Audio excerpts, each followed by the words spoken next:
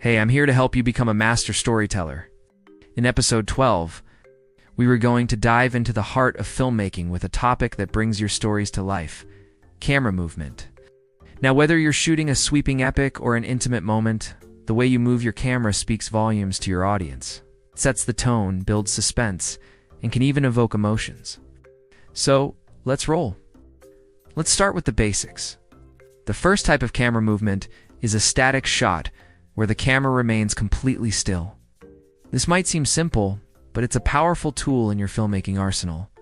Static shots are fantastic for establishing a sense of calm, control, or even tension. Think about a slow zoom into a character's intense eyes. That stillness forces the audience to focus on the subject, heightening their emotional engagement. In the iconic movie Lion, Garth Davis uses a static shot to amplify the rawness of the protagonist's emotions.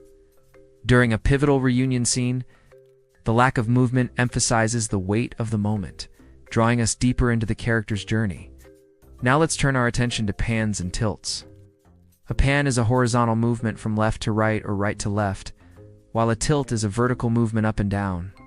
These movements are fantastic for guiding your audience's attention, revealing information, or creating suspense. Imagine a pan across a bustling cityscape. It effortlessly draws our eyes across the frame, immersing us in the urban landscape. Tilts, on the other hand, have a more vertical emphasis. A slow tilt-up could reveal a majestic mountain range, emphasizing the vastness of nature, while a tilt-down could focus on details like a weathered piece of machinery, adding texture to your scene. The beauty of pans and tilts lies in their subtlety. They can be used to seamlessly transition between shots or to add a layer of dynamism to a static scene. In the neo-noir thriller Prisoners, Denis Villeneuve masterfully uses a pan to build suspense. As the camera slowly pans across an empty playground, it heightens our unease, mirroring the growing tension in the narrative. Moving on, we have the dynamic camera movement, the camera following a subject. This movement, often achieved using a slider, gimbal, or dolly, immerses the viewer in motion, making them feel like they're part of the action. Picture a tracking shot of a lone cyclist winding through a scenic route. The camera's movement mirrors the cyclist's motion, making us feel as if we're cycling alongside. There's a reason why this technique is so widely used. It brings a sense of immediacy and involvement to your footage. It's like inviting your audience to join you on a journey. David Fincher, known for his gripping thrillers, uses camera following to great effect. In Gone Girl, the camera becomes an extension of the protagonist's frantic search, propelling us forward in the narrative. Next up, we have lifting shots, which involve raising the camera using a crane or jib. This movement adds a dramatic vertical dimension to your shots, emphasizing scale, emotion, or perspective. Imagine a crane shot slowly lifting above a city street. Buildings shrink in size, giving us a sense of the city's immensity. It's a fantastic way to highlight the vastness of a location, or the smallness of a character in relation to their environment. In the superhero film Wonder Woman, Patty Jenkins uses a lifting shot to showcase Diana's transformation. As the camera rises, it mirrors her evolution from sheltered princess to a powerful warrior embracing her world. Now let's talk about handheld shots. This style involves holding the camera by hand, creating a raw, energetic, or chaotic feeling.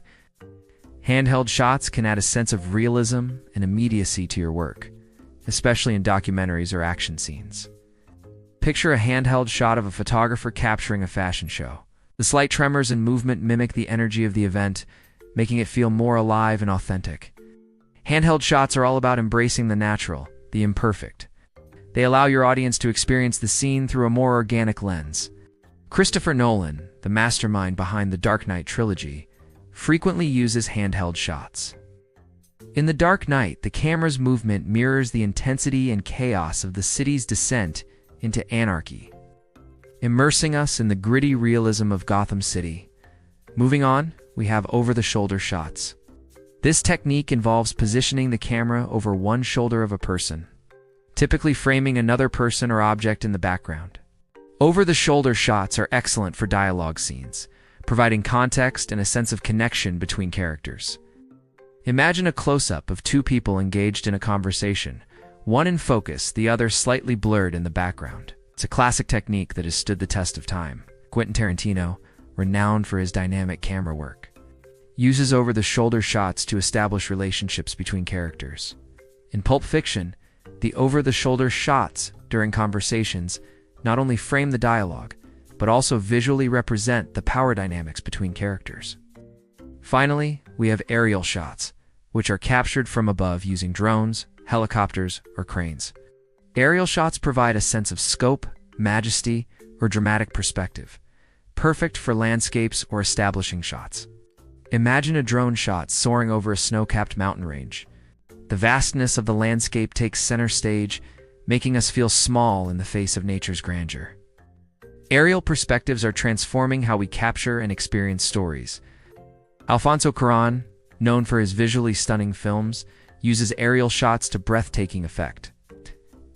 In Children of Men, the camera soars above London, capturing the sprawling cityscape in a single continuous shot, emphasizing the struggle to survive in a dystopian future. As filmmakers, your camera isn't just a tool to capture images, it's an expressive instrument that deepens your storytelling. Each type of movement has its own rhythm, its own language. By understanding and mastering these techniques, you can elevate your films from good to extraordinary. Remember, the way you move your camera whispers or shouts, can build suspense or evoke tranquility. It's a silent language that resonates deeply with your audience. And as you continue to hone your craft, experiment, break the rules, and find your unique visual style, the world of filmmaking is your canvas. So move that camera, tell your stories, and always remember to stay curious. Keep creating, and above all, keep telling stories. The power of visual storytelling is immense, and your journey is just beginning. And in the next episode, we'll dive into the art of editing, where we'll learn how to take our footage and weave it together into a captivating narrative. We'll explore how to create rhythm, emotion, and flow from cut to cut, ensuring that your film's story flows seamlessly and leaves a lasting impact on your viewers. So make sure to subscribe because the next adventure in storytelling awaits. Until then, keep those cameras moving and those stories unfolding.